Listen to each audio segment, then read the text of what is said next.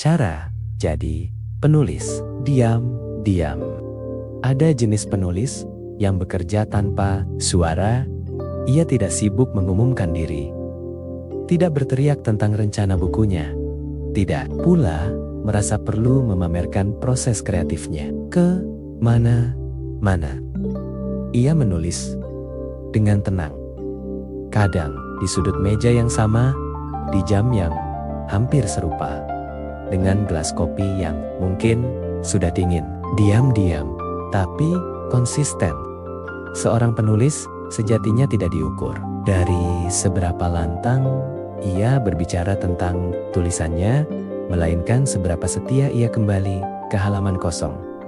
Kata-kata tidak membutuhkan koar.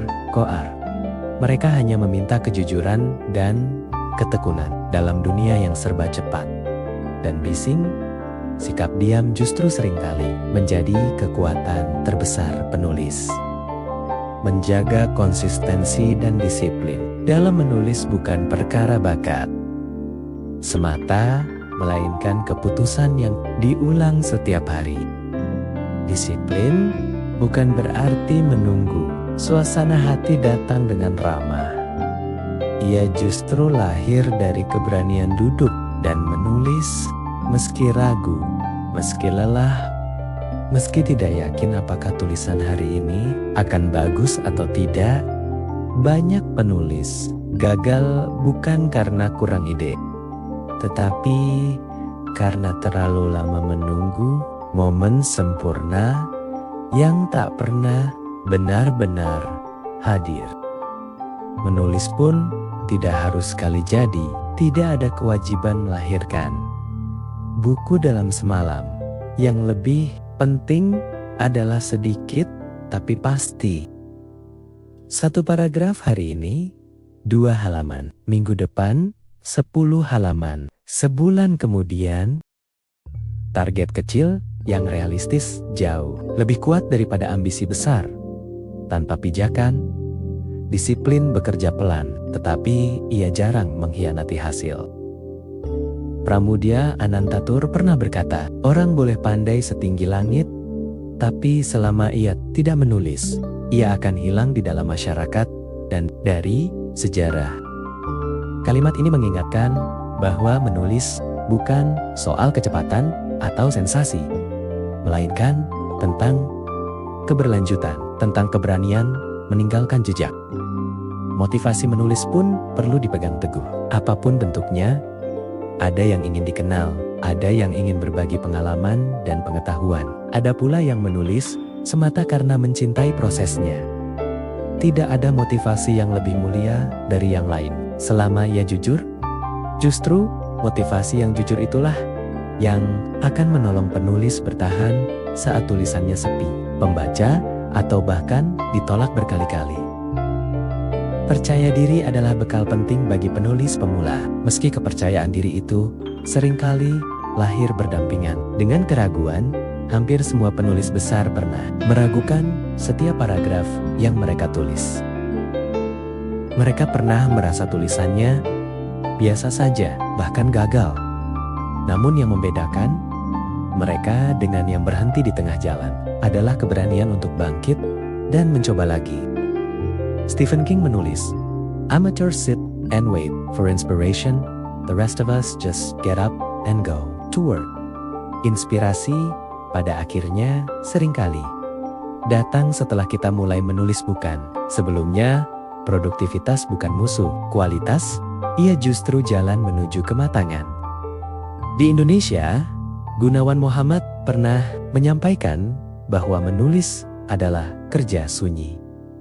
Yang panjang, kerja yang seringkali tidak langsung dipuji, tidak segera dipahami, tetapi perlahan membentuk makna. Dalam kesunyian itulah seorang penulis belajar rendah hati sekaligus teguh. Banyak penulis baru dikenal justru setelah ia wafat. Buku dan tulisannya terus hidup, menembus waktu, menyentuh pembaca yang bahkan tidak pernah mengenalnya secara langsung. Di titik itu, nama mungkin menjadi sekunder. Yang utama adalah dampak, gagasan yang menggerakkan, kalimat yang menguatkan, cerita yang menyadarkan. Anne Frank, yang menulis dari ruang sempit dan ketakutan, pernah berkata, "I can shake off everything as I write. My sorrows disappear. My courage is reborn." Menulis bukan hanya soal berbagi dengan dunia, tetapi juga tentang berdamai dengan diri sendiri. Esensi dari menulis seringkali tanpa disangka adalah menjadi seseorang yang memberi dampak positif. Bukan dengan ceramah panjang, melainkan dengan kalimat yang jujur, bukan dengan slogan kosong, tetapi dengan pengalaman yang dibagikan apa adanya. Disitulah menulis berubah menjadi kampanye sunyi, bahwa kata-kata bisa menjadi jalan kebaikan. Menulis adalah cara meninggalkan jejak pikiran, jejak empati, jejak keberanian. Saat seseorang membaca tulisan kita dan merasa tidak sendirian. Saat pembaca menemukan sudut pandang baru atau sekadar tersenyum dan merenung, disitulah kebaikan bekerja. Tidak selalu besar, tetapi nyata. Maka, tidak apa-apa jika hari ini kita menulis diam-diam, tidak apa-apa jika belum banyak yang tahu.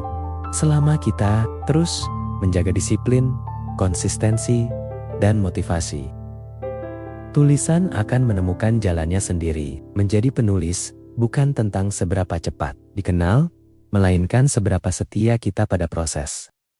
Dan barangkali, tanpa banyak disadari, suatu hari nanti kita telah menjadi penulis yang dikenal bukan karena teriakannya, tetapi karena jejak kebaikan yang ditinggalkannya melalui kata-kata. Demikian cara agar menjadi penulis secara diam-diam. Jika informasi ini bermanfaat, jangan lupa share, komen, dan subscribe. Terima kasih sudah menonton video ini sampai akhir. Semoga dapat memberi inspirasi dan motivasi dalam dunia kepenulisan. Artikel ini dikutip dari laman website rumahmenulis.my.id, komunitas apresiasi, edukasi, dan diskusi tentang menulis.